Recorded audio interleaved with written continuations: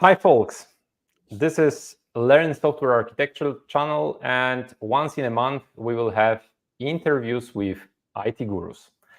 And today we have our first IT guru, Radek Maziarka, who is a tech lead, solution architect, and engineering manager with over 10 years of experience in robust applications. I will not lie to you if I say that he's one of the best tech leads that I know. And if you are interested, Radek is offering consultations, trainings, and other things. So feel free to visit his website. We will put a link in the description of this movie after live streaming. Feel free to ask questions during the interview, because it would be better if we can go with some kind of a discussion where we can ask questions during the talk between me and Radek. Of course, if you can't ask during the live interview, we will wait until the end and then we will try to answer the questions that will come afterwards. Today, we are going to talk about the art of tech leadership. So everything you want to know about the role of a tech lead. Hi, Radek.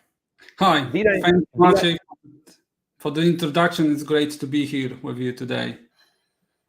Thank you very much. And just tell me if I missed something with a description of your person. Yeah, so let me share you some insights about my journey with IT. I'm a very tech-savvy person. I get some involvement from the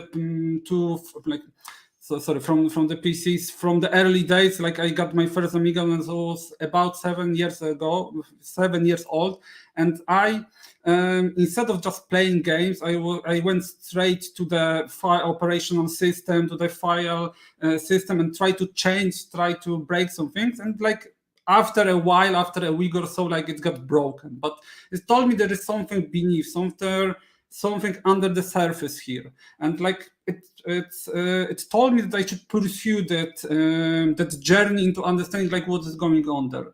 So I learned high programming in high school. I went to university to study computer science, but unfortunately I got bored with this all university stuff when I became a desktop developer.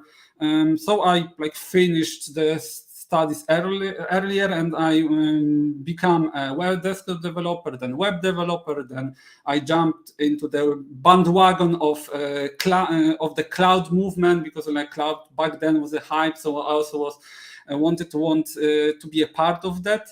And then I've been involved in multiple different roles. So I was promoted to team leads, and then to development manager, where we as a guild masters oversaw the work of the whole department of development, #Spotify model. And then I moved the purely technical role of a solution architect, where I delivered a few systems for European corporations, and then I got some opportunity to become an interim CTO for a startup in the agricultural area. And it told me a lot about the different aspects of delivering software besides the actual development. So what you need to do to actually get some profits out of the company. Unfortunately, the startup wasn't so successful, so I had to move to another role. So I became a technical product owner, then another startup with being an engineering manager, some small episode with head of cloud delivery. Along the way, I delivered multiple smaller and larger gigs outside of this 9-to-5 job. So I was acting as a one-man army. I was responsible for business analysis, design, delivery, deployment, maintenance, and gathering feedback, and making the cycle once again. So a lot of different aspects of delivering software. And along this way, I came to the realization that I don't want to pursue somebody else's dream. So I contacted a few friends, I pulled a few strings, and I became an engineering consultant. And right now I'm helping Polish companies to deliver better products faster. And as I said, like I have a lot of different experience from different roles, so it allows me to look on this role of tech lead from multiple different perspectives. I told you guys that this channel will always try to invite IT gurus, and we have today the IT guru. It's kind of funny to be called IT gurus, but yeah, let's carry on with that. And Radek, can you tell me, or can you tell us, what was your first programming language? Because I think you did not mention it. Okay, like my first programming language was probably VB Basic. Like I don't know if I recalled it correctly, but then I very quickly moved to C# because I was kind of amazed by the possibilities that you can do in this language. So I started creating these deploy applications in WinForms, then WPF, and then in ASP.NET in web. Okay. Good. Yeah, so I'm more Microsoft guy also. Azure, yeah. Microsoft, yeah, in my heart. I know something about that. I started with C++, then I moved to C#. Then I saw that programming is easy, or can be easy sometimes. And instead then of writing in C++, yeah. Yes. And then I shifted to JavaScript, TypeScript, and this world. So nowadays, it's, I would say, half by half. So I wouldn't nowadays it's hard to do anything around software without knowing and developing in JavaScript, TypeScript. So yeah, like unfortunately or not, everybody has to touch this area of knowledge. That's true. But coming to the topic, when talking about tech lead, I think one of the most important things to start with is to describe the role of tech lead. Can you tell us more about this role?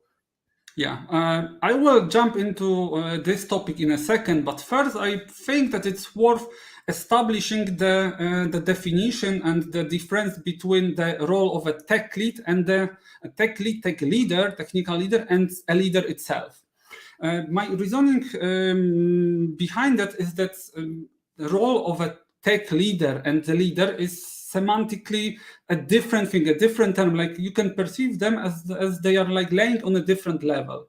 So like from my point of view, a leader is a characteristic of a specific person. So somebody can be perceived, recognized in the organization as a leader. And what comes with that is that more than one person within a team can be a leader, because they can be leaders in different areas. And also you have leaders between different layers of the organization. You can have leaders as software engineers, leaders as technical leaders, leaders as managers, as C-level. And on the contrary to that, technical leader is a role, is a position within a company that comes usually with a predefined set of responsibilities associated with that. So you are like either like assigned or hired to be a tech leader, and what comes with that is that you have usually, but in almost all cases, a single leader for a single team. So when you get this, when you have this all definitions, you could assume that a role of a tech lead, from another perspective, the leader is a superset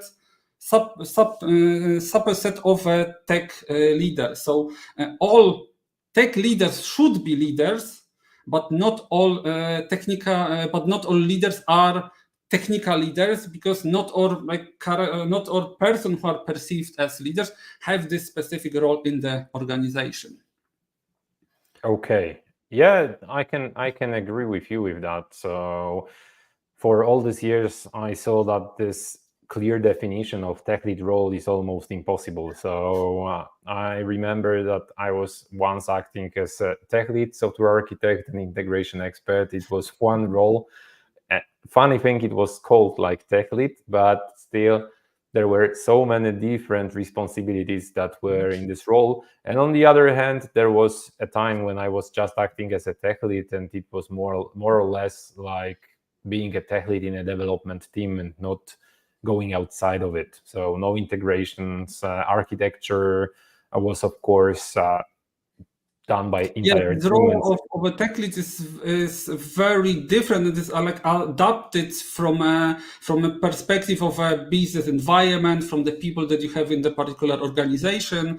So probably it's really hard to define a single set of responsibilities of a leader per se. What we can do during our podcast here is to try to aggregate different areas of knowledge, different books, and to come up with some like baseline of responsibilities that have to be adapted to your specific needs that you have in the organization. Discussing the role of a technical leader, responsibilities around that, is worth to start with mentioning the work of the leaders in our area. It's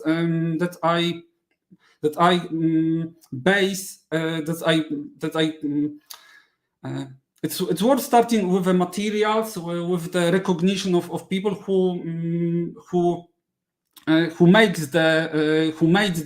all the work to gather all this information together. So I want to mention here the work of the Will Larson as a staff engineering book, Patrick Kua's book about tech leadership, Google's book about like software engineering. All of these materials are really a great foundation for a set of responsibilities that we're going to discuss here. So if you want to get... Yeah. We will link it in the description of this movie as well, so you can find it then on YouTube with the... definitely. Yes, you will find them in the below. I or Matthew will share the links to the materials. So what I want to do here is to aggregate all this knowledge into the 5 main responsibilities. And as I said before, like, please treat these responsibilities not as a carved in stone, but as a baseline for a discussion. We can disagree on some points. Maybe we can add some additional responsibilities here. I think it's worth like discussing them. So if you have any ideas and points from your perspective, please write them in the comments, and we're gonna discuss them shortly here. Okay. Cool. I think that one of the most asked questions are if I am the top specialist in my development team. So I am a top programmer. I am solving always all the hard issues. What is the difference between top specialist and a tech lead? Is there any? Yeah, I would say that like being a top specialist within a team makes you a very good like senior developer. So you deliver the particular part of projects from a development perspective. You deliver it with a high quality, with proper architecture. What goes with the responsibilities of a tech leader is everything that goes like outside of the single like programming unit, outside of this part when you only get some requirements and you put it into the production. So technical responsibilities are more about what is going on around the team that should be done to actually make a change with like for our customers to deliver a product, not only a solution, not only a code into the production. So I would say that first and mostly disliked responsibility of a tech leader is a cooperation with stakeholders, with the business, and it's usually disliked by strong software engineers because it requires skills that aren't taught in the process of becoming a software engineer. So you are not. You don't have usually such a possibility to learn skills like communication, like like empathy, like conducting meetings, arguing, discussing trade-offs. Like these are the skills that are required to cooperate with stakeholders. At the same time, like usually when you are a typical software developer, you don't have enough options to really learn them. And unfortunately, like from the perspective of technology, there are a must, because your role there is to cooperate with your stakeholders to provide them with the high quality information about the technical aspects of your solutions. So at one side, you need to cooperate with them to provide them with this information, but on the other hand, it's like there are not so many places you actually learn these skills. Okay, why I'm asking is because I had such a situation in the beginning of my career where I had a tech lead, or maybe he was not my tech lead, he was a tech lead of the other team that was sitting on the same floor, on the same open space. And I remember that this guy was really great technically, but he was lacking a lot of soft skills. Do you think it's a common thing in IT that people who get promoted to these tech lead roles are lacking of soft skills, or what do you think about it? Yeah, I think it's the common situation, but at the same time, companies do not recognize, companies don't define this role of tech lead as a role that requires these communication skills. So, like, of course, okay, you will cooperate with stakeholders, but they don't have this option to teach you, to send you to some program about communication skills, to quickly cooperate, how to work with different stakeholders.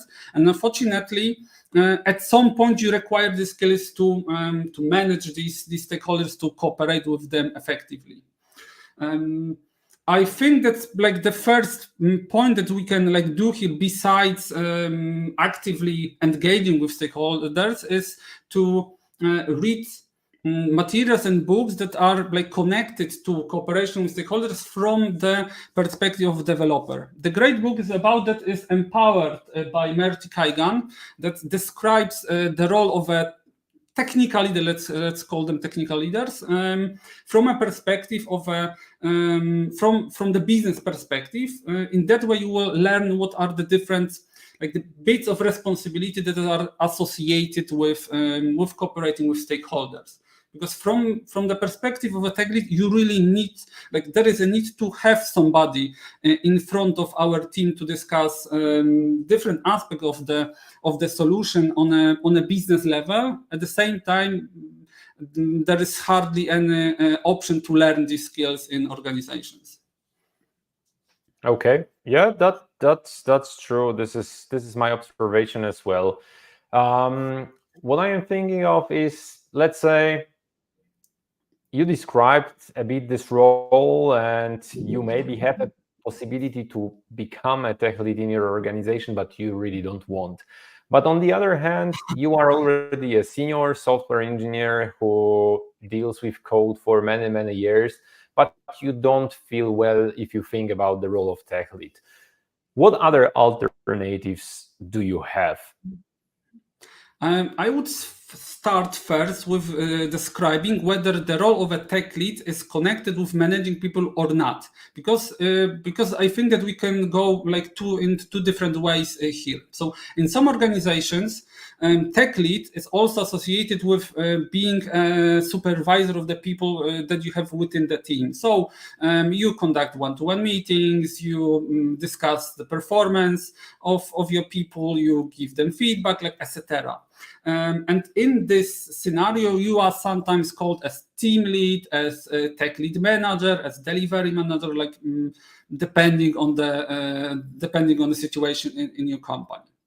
So in this way, you are forced into learning managing people when you want to go into this role of a tech lead. At the same time, in some companies, there are two paths to be promoted in the company and to develop yourself.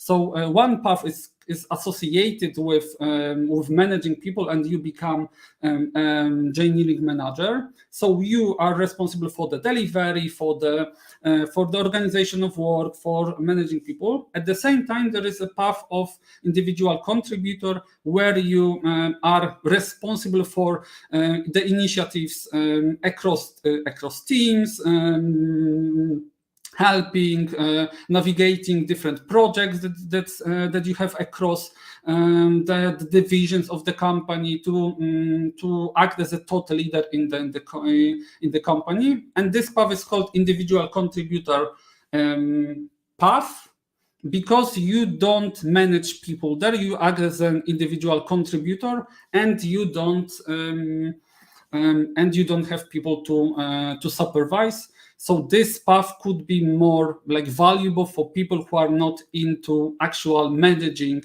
of people. What about the role of software architect? How would you compare these two roles?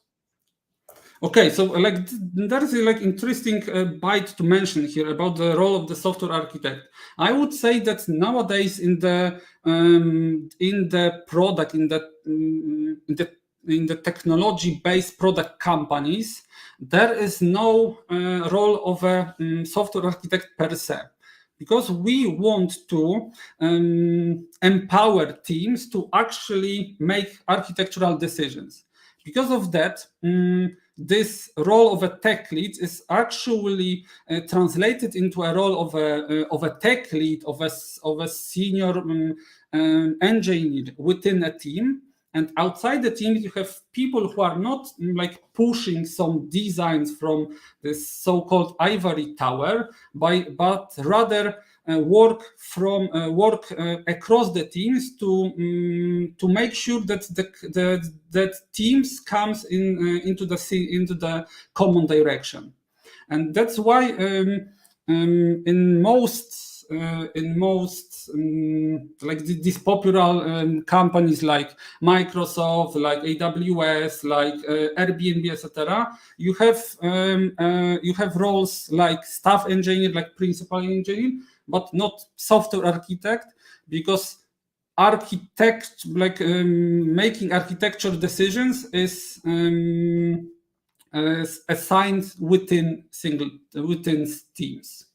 Mm-hmm. Yeah, that's my observation as well. So this is some kind of a role that is, maybe it is still existing, because it still exists in a lot of companies. But yeah, I would say that we are at the dawn of software architects. By the meaning of this role is changing, it's adapting to the nowadays situations where it's much easier to make a change and to revert that change. Because of that, you don't need to make such a big upfront decisions designs. So you can really push this responsibility to the teams, and you can either you would like to either navigate them or just let them alone with that process. Yeah. What I find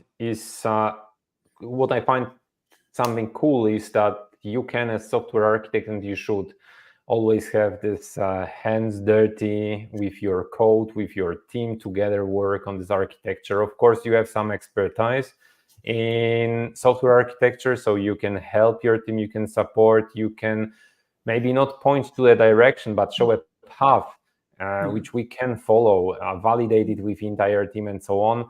But it's good that it shifted from this ivory tower to really be there inside a team and work together with entire team on what you deliver. Yeah, and I think it's you touch the second responsibility of a tech lead within a team, and it's associated with the fact that within a team, tech lead acts as the software architect, because he or she wants to be hands-on on actual work, and wants to be responsible for making this design, these architectural decisions happening. So it's not that you push within the team this design from yourself, but you rather make sure that people understand the trade-offs, understand what is the desired architecture that you want to pursue, what are the patterns there. You improve the knowledge within your team about these decisions that you want to make, and also discuss the risk associated with the steps that you are going to make. Because some risks we are willing to make, and some risks are just too big and can endanger the whole project. And because of that, we can discuss whether we want to conduct some proof of concept, make some spikes to check some technical aspects of our solution. And we as a tech lead make sure that teams understand what kind of trade-offs and risks they are willing to make. Okay. And let's say I decided, so I am the software engineer, and I decided that I want to become a tech lead. What would be the first steps to make? So I think that the first step to make, and it might be, and it may sound kind of like the strange to a lot of people, but I would say that first step is to actually get to know your stakeholders. Because if you know your stakeholders, you understand their needs, their position, how they are measured, you will get some greater insight about why we are delivering particular solutions. And based on that, you will be able to provide information to them about the specific ideas that you want to put into production. And based on this cooperation, you will learn a lot about the actual I heard this term corporate kitchen, like how the sausage is actually made in the organization. So it will allow you to be much earlier in the point of like delivering software, and to actually understand why specific decisions are made. And because of that fact, you will be able to react. Then you will be able to help these people, because usually in most organizations, it's not like that they build a wall and they don't want us there, but we are just not eager to go and to contact them. So I would say that first step is actually understand your stakeholders, get to know them, and based on that, you will be able to build your solutions in a better way. Remember, guys, always meet your stakeholders, try to talk with them, try to talk about the product that you built. This is the first step to become a good tech lead. Yeah. And maybe let's add another point here, like what is worth doing in the journey of becoming tech lead. I think it's worth trying to lead a whole smaller project, maybe some smaller solution from the beginning till the end as a whole. So based on that, you will learn what are the steps that actually are done to make a change in the production, maybe change the customer's life. And you will learn that there are a lot of smaller bits that needs to be managed that you don't see usually, because you focus on a delivery of a code, not of the whole solution, not the whole functionality. So we learn a lot that this needs to be done to coordinate specific functions, discuss the dependencies, cooperate with different teams, how to actually like deploy it in production. Sometimes there are some, I don't know, like flags, there are some scripts that needs to be run, and you don't care about it usually, because you just like click push and okay, this is somebody else's job. So I think it gives you a lot of perspective on the overall work, and only then you can become a full-blown tech lead if you understand what is going on like there from the beginning till the end of the delivery process. Yeah, completely agree. I receive these questions quite often. So how can I become a tech lead if I am just a developer and we have no role of a tech lead inside our organization? Of course, the easy part would be just, hey, just change your job. Yeah, this is the easy part. Yeah. But on the other hand, you can act of course, it's not official role. You don't have it signed in your contract, but if you are a senior software engineer and you want to try it out, how to act as a tech lead, you can do that as well with this unofficial role of tech lead.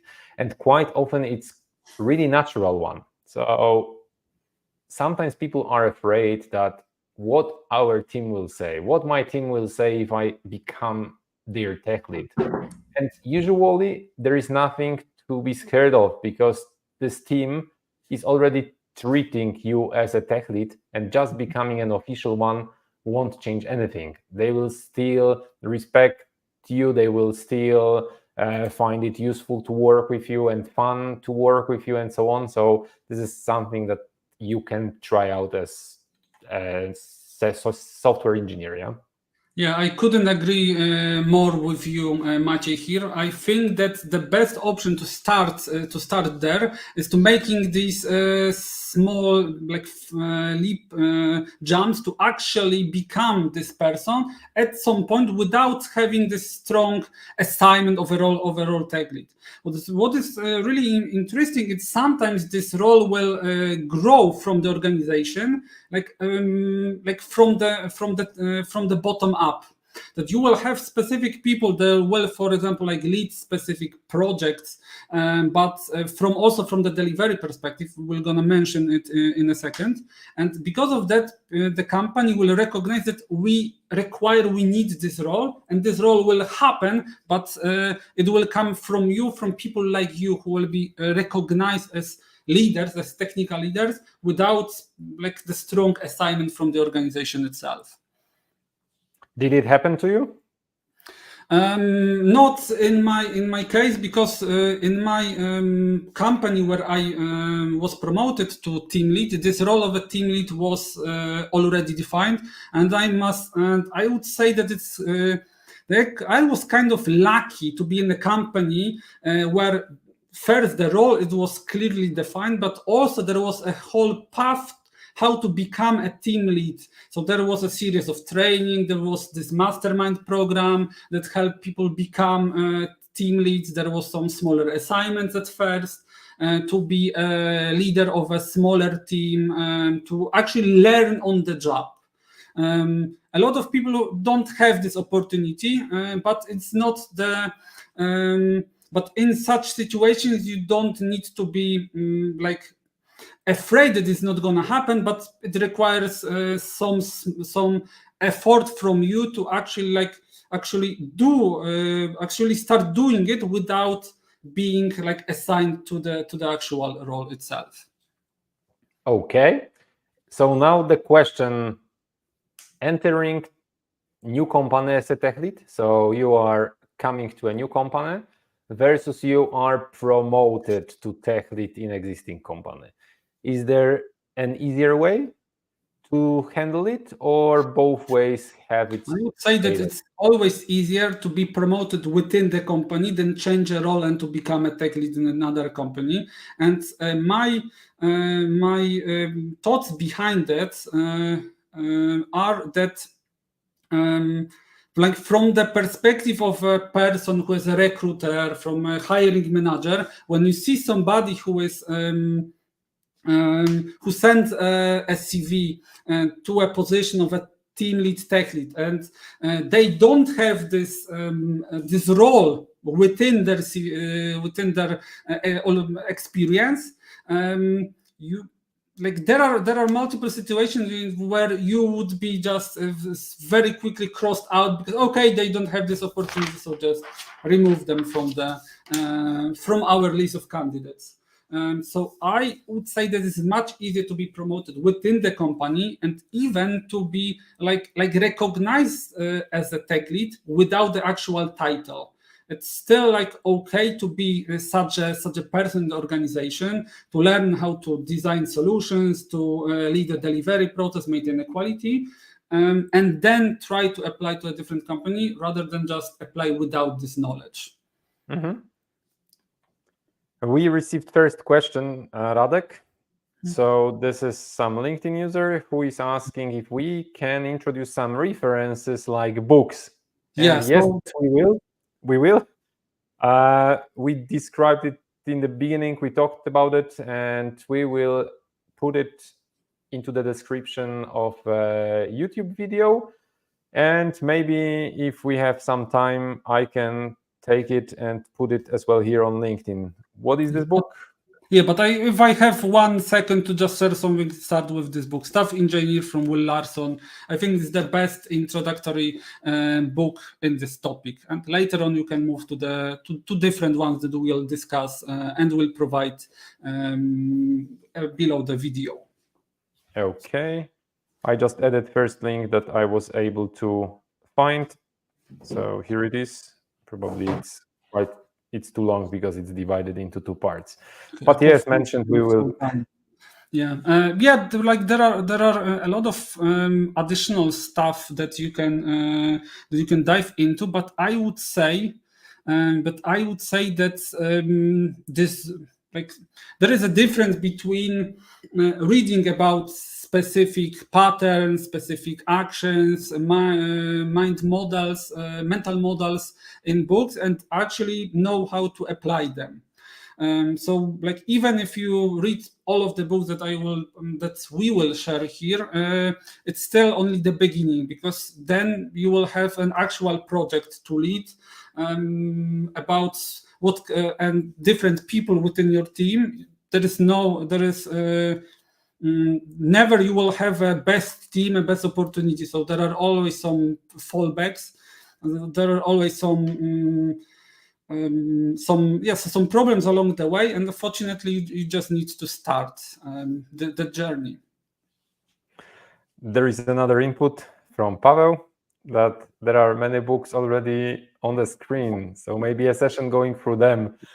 Look, Radek, we need probably to organize another live session where we can go through the books. To be honest, like once a time I had this session with it's hard to recall this person's name right now, but we organized this book club to discuss specific books. And if you like, I can jump into this podcast once again to discuss a specific book, like from this library. So if you want, like, call me, Maciej. Good. Yeah, I will think about it. Thanks, Pavel, for your input. And yeah, we talked. Yeah. Carry on, Maciej. No. You wanted to say something. Yeah, because like I think that it's worth, like, discussing this main responsibilities. We've already shared 2 of them, so cooperating with stakeholders and designing the solution. But there are like 3 more that are worth mentioning within our discussion here.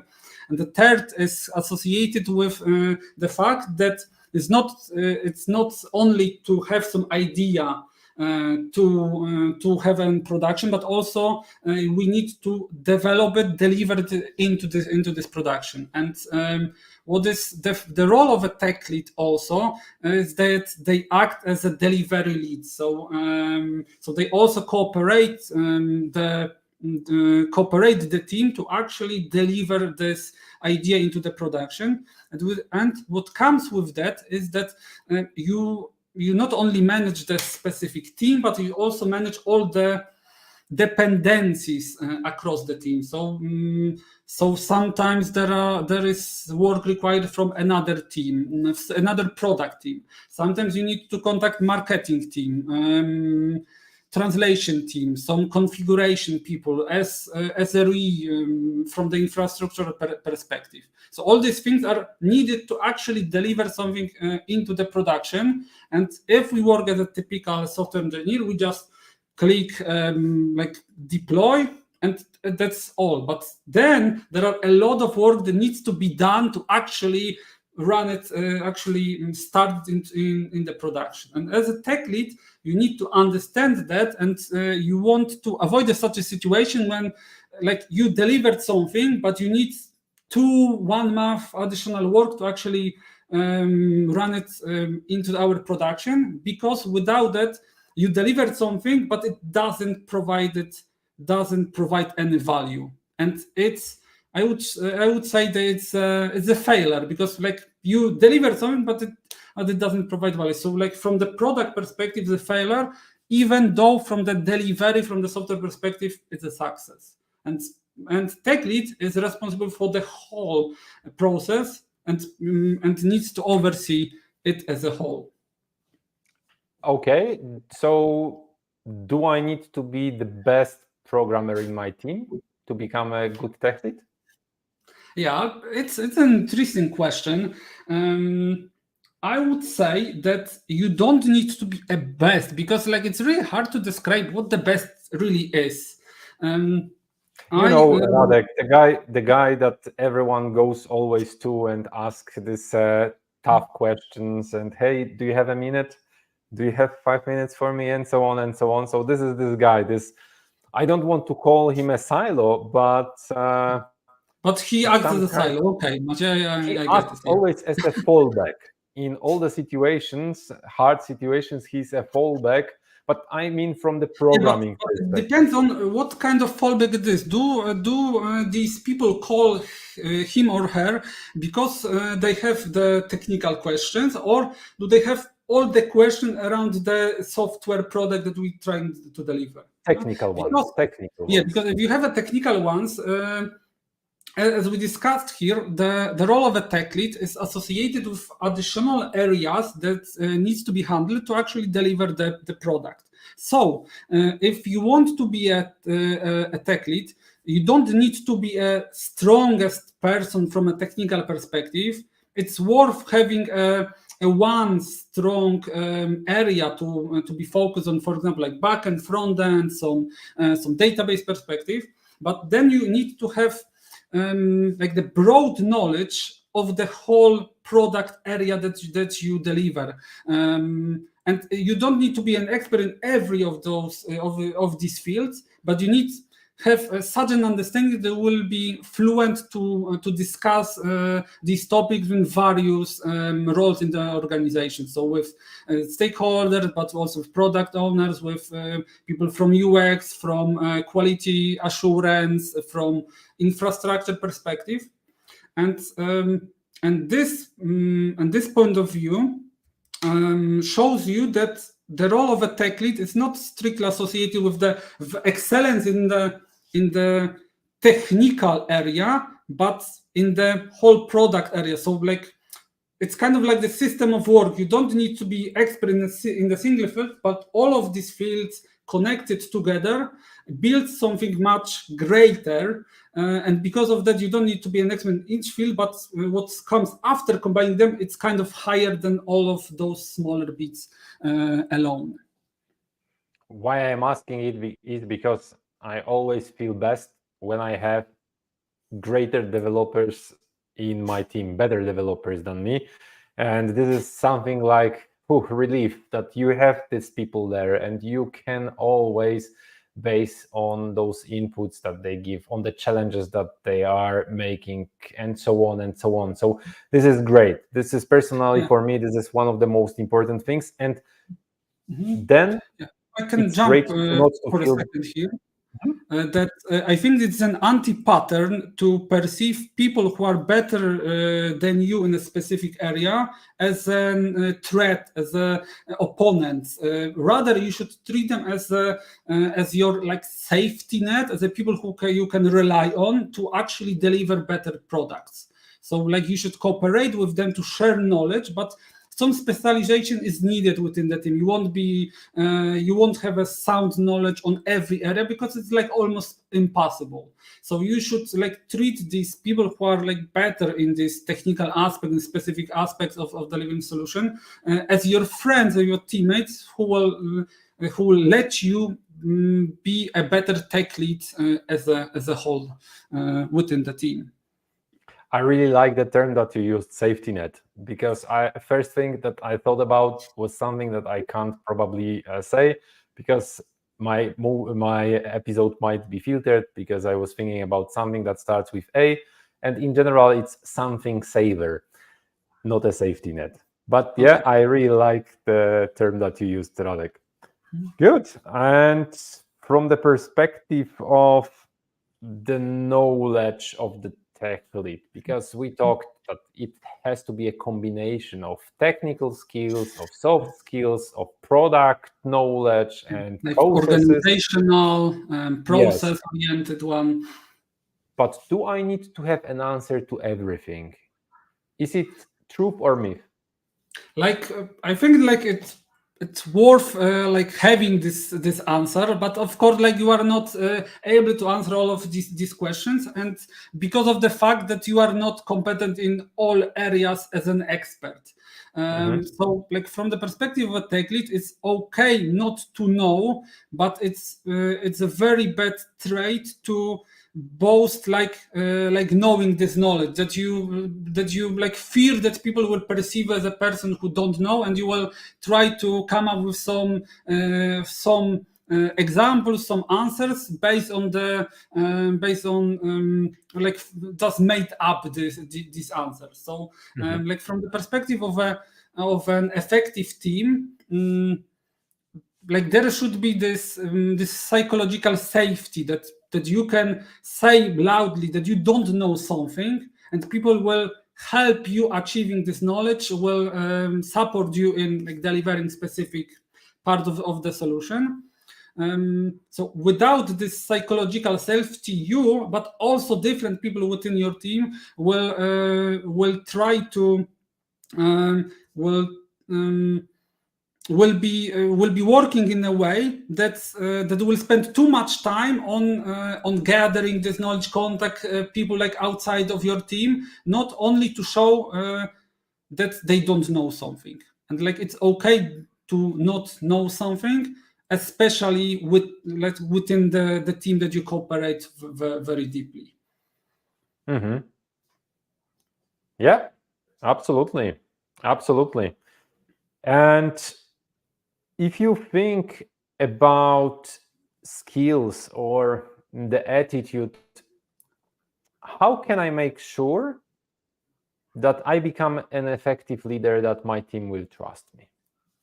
Oh my God, like this is a very difficult question. Let me give a second. So how to make sure that you are an effective leader? So like the first like question that comes to my mind is only like ask your team how they will measure, how they will evaluate you, and based on that you will know what they expect from you. And so like it's the way of, somebody could perceive this as an avoidance of an answer, but I would say that is the answer that is ultimately about expectation of people, because to be an effective in somebody's eyes, you need to understand what's the effectiveness about. And from different perspective, from different roles, this effective will be about different things. So like from the perspective of your colleagues, from different software engineers, from the quality assurance people, from the product managers, product owners, these questions will be different.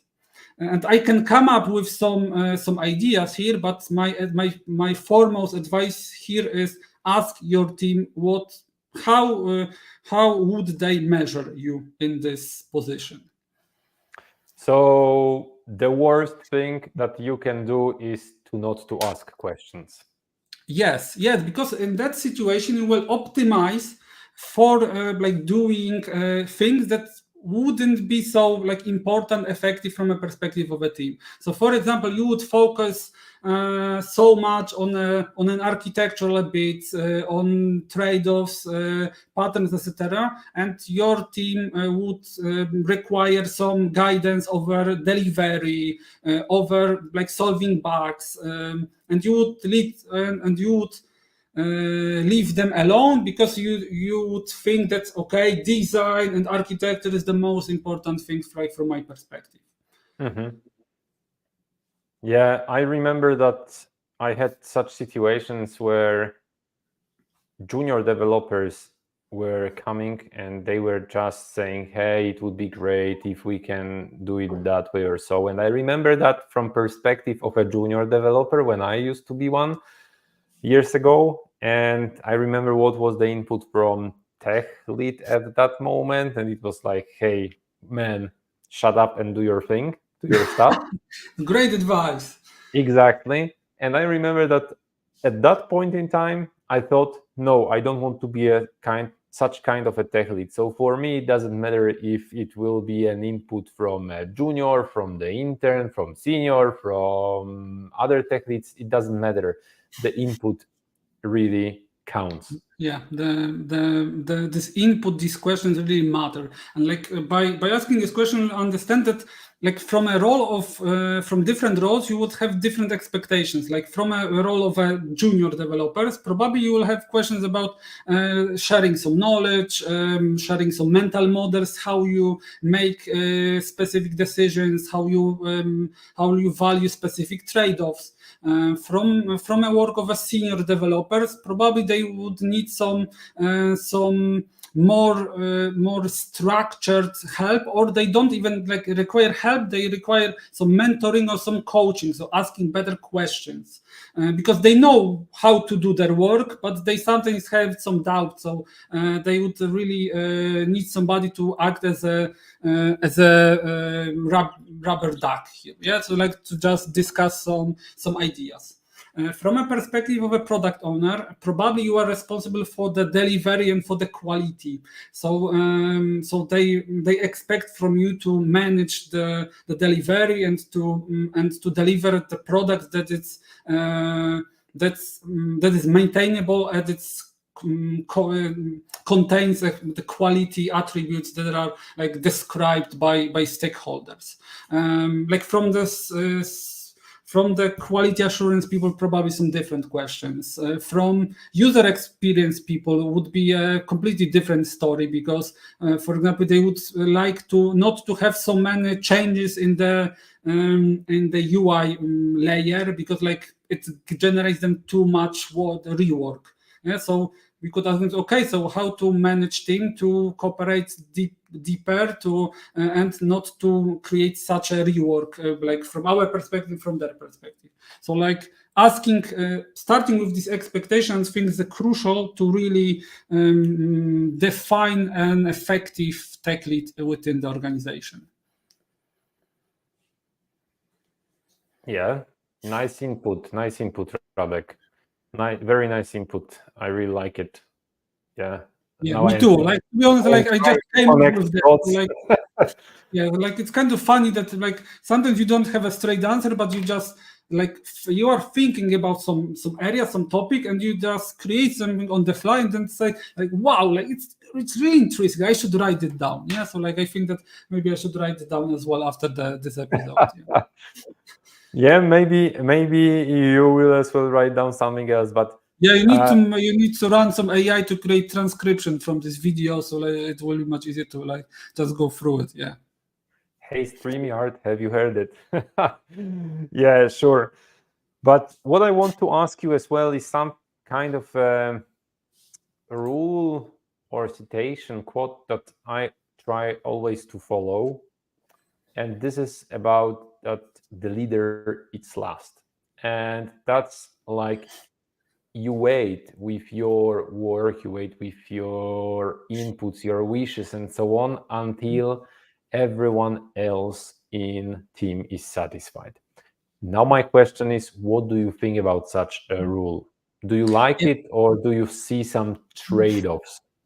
Yeah, like there are always some trade-offs, especially with such strict rule as you defined. But I agree to this quote, I think, to a point, because like the last responsibility of a tech lead, is the cooperation with the team to help them become the best version of themselves, to improve their skills, to improve their way of working, to share some mental models, to mentor, guide them, etc. And what is associated with that is this approach of leader eats last, because usually there are some bits in the work of a team that are most developing, that are most challenging, that are most interesting. You work on some new technology, etc. And you want to delegate, you want to give your team an option to actually like do it, to let the whole team develop, not only you. It's another anti-pattern of being a tech lead, where you take all the interesting bits for yourself and you only leave these glue work, these like smaller and interesting bits for the other people. So like in the longer run, this approach will lead to being a bottleneck within the team, that you will become a bottleneck. With this approach, leader eats last. You will let this bottleneck to you will remove this bottleneck, because the whole team will learn, the whole team will develop, and you will end up with people who are maybe better with you in some aspects, but you will end up with a team that is much better as a whole. So it's a proper approach. One thing here, because you mentioned that everything has trade-offs, yes, and going with strict rules is also for sure having some trade-offs. And something that I wanted to mention here, that even though the citation of the leader eats last, it's a thing sometimes to as well step in front. So sometimes there are things that entire team is really afraid of. They are afraid of touching it because it's a lot of risk and so on. And here is as well your role to handle such things, because you can't wait, you can't be silent, you need to step up in front. Yeah, you need to act. Yeah. Thanks for your input, Radek. Yeah, and like to discuss trade-offs, like I think that the trade-off is like that like some bits of work needs to be done very quickly, or like needs to be done without like associating particular so I with accepting some technical business trade-offs, and with this approach, either is last. Sometimes you will act more on the benefits on the team rather than your own benefits on some other parties. So I think it's like using this phrase, this approach is also about the trade-offs, whether you want to like put your team first, and in most situations, Pareto, like in 80-90 situations, you should. In some others, you should also like think about yourself. Up to the point. So we talked before that you just described that there are usually these two types of tech lead roles between organizations. One, the role is giving this feedback, is maybe doing some OKRs, KPIs, discussions with the team, and so on. A lot of soft skills required. On the other hand, we have this technical role of a tech lead. And let's move to this technical role of a tech lead and ask about a soft skill that is maybe needed, maybe not, which is called feedback. Do I need to be good in giving a feedback to my teammate, developers, or should I always wait for them if they ask, hey, I would like to get a feedback? I would say that regardless of the fact that like you manage the people, it's still worth like learn how to give constructive feedback to your friends, to your teammates, because like because the work within the team is not only about some feedback regarding to some like activities or some attitude, but also about the design, the solutions, the pattern that we choose. And even within this technical area, you should be able to know how to criticize somebody else's work, but also to say how to contract a positive feedback about specific designs or specific solutions that were delivered.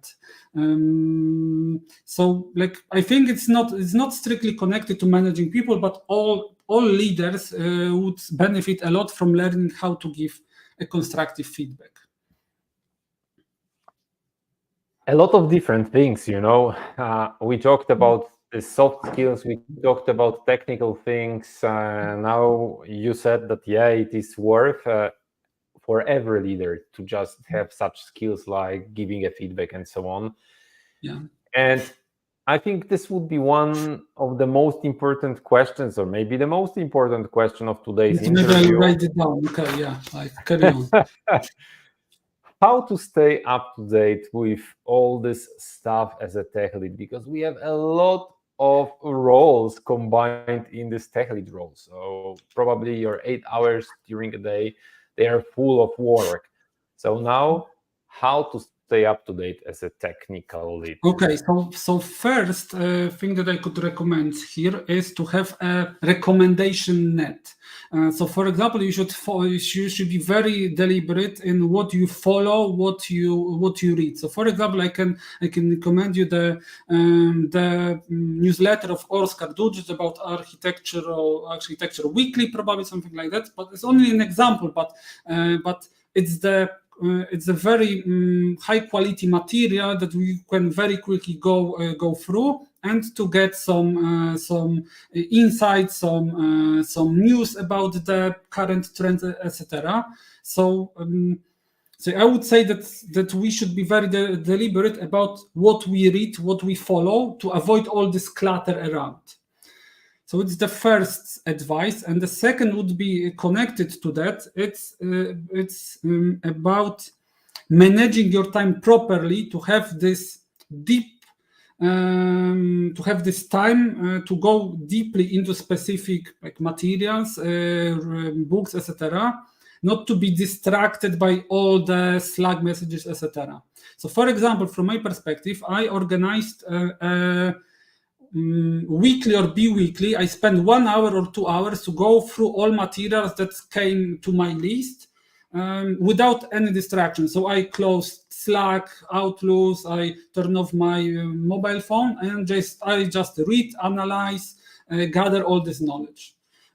So if there is this quote that if you don't manage your time, like everything else will manage it itself.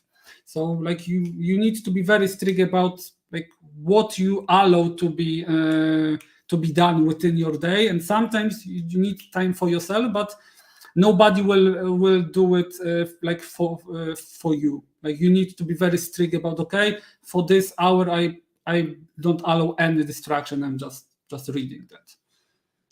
I can absolutely agree with you. Had the same problem in the past, that I was always distracted by something when trying to read, trying to focus, and sometimes these articles that you read or the video episodes that you watch, they are so complex that you need to stay really focused. And when there is a beep because Slack message came, or Teams message came, or someone just commented something on LinkedIn or wrote you on LinkedIn or so, then you get distracted easily, and then you need again. And you lose all these dots. You lost this understanding.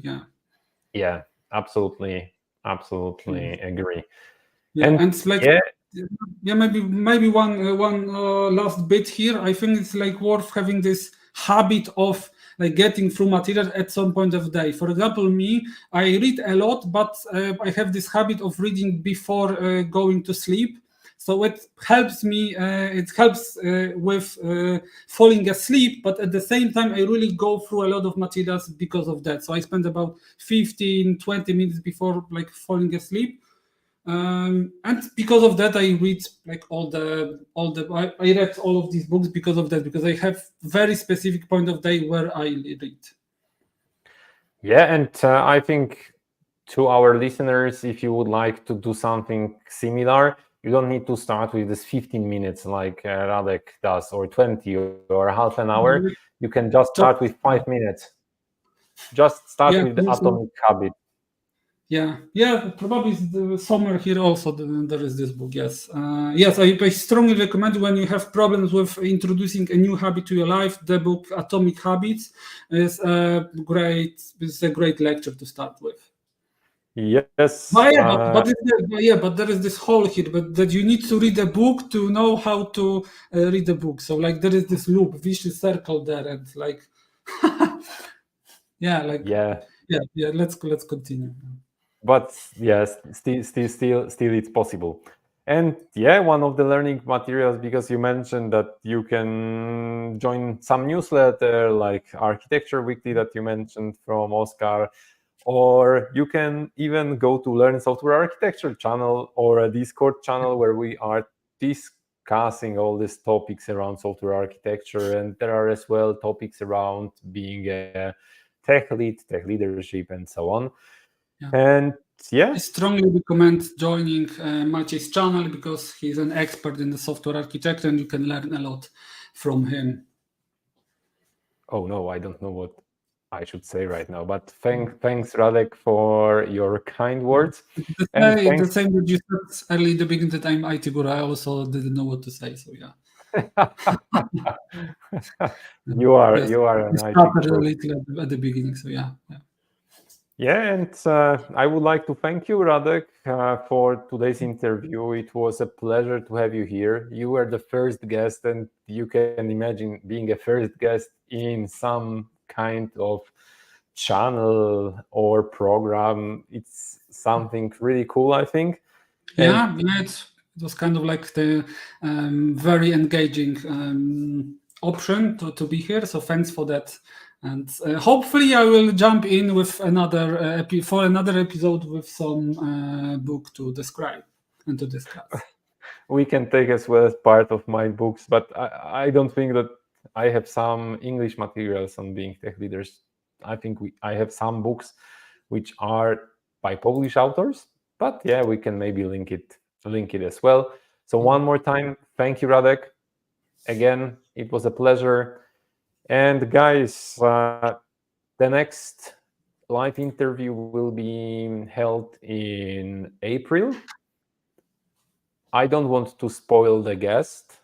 I should say in which area he operates, but it would be a huge spoiler and you would notice it immediately. So I don't want to do that, but he's really the guru in the area that we will be talking about. So be prepared, stay tuned. In April, we hear each other during live interview with this guest. And in the meantime, as mentioned in the episode number 0, that was introductory for this software channel, I will just release 2 or 3 more episodes talking about some software architectural topic. Thank you very much. Have a great evening or afternoon, and see you in the next episode. See ya.